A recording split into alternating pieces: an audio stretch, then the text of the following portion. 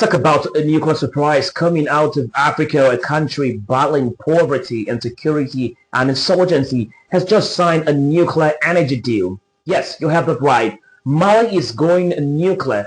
This week, Mali's transitional president, Colonel Assimi Goïta, landed in Moscow. But this wasn't a photo op or a handshake diplomacy. This was business, big business.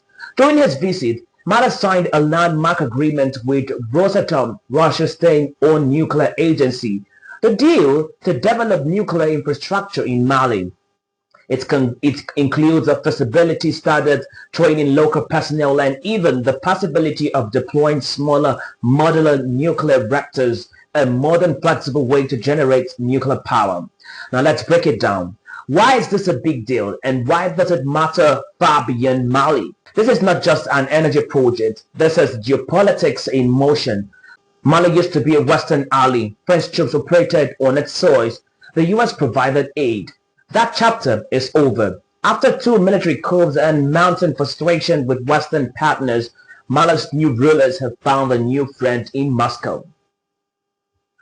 Russia has filled the vacuum, first with Wagner mercenaries, now with nuclear deals. This is not just about electricity. This is about realignment.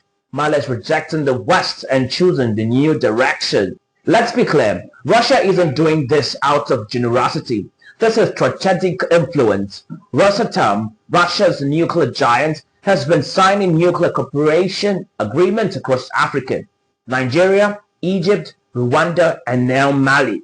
These deals allow Russia to control the future energy infrastructure of entire regions. And guess what happens when a country builds a Russian nuclear plant?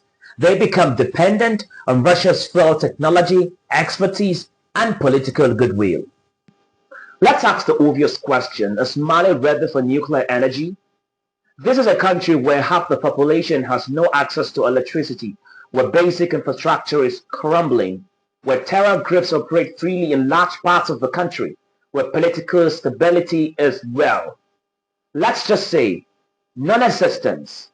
Mali has no nuclear regulatory body, no trained engineers, and no national experience in handling nuclear material. So where the promise is big, affordable, clean, reliable energy, the risks are even bigger. This deal is part of something bigger. Mali is not acting alone. It's part of rising anti-Western alliance in West Africa.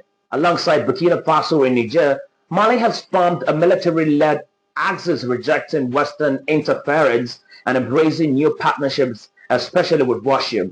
These countries have expelled French troops, rejected ECOWAS pressure, and now some are even toying with nuclear power. Russia is seizing the moment, replacing soldiers with scientists, mercenaries with engineers. Let's not be naive.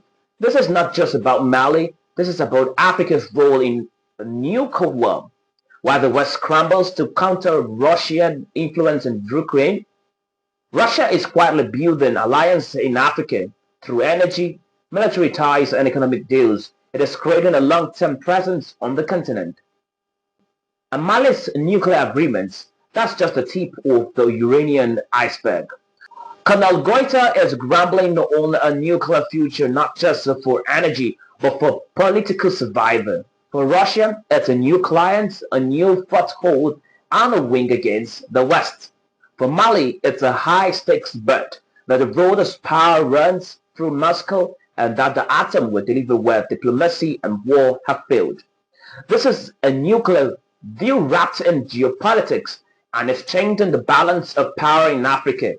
The question is not why Mali signed the deal, but what happens next. You're watching Africa 24 Hours TV. To check out for breaking stories and news, you can log on to our website at www.africa24hours.com and also subscribe to YouTube channel at africa24hourstv.com. My name is Amos Ziggy.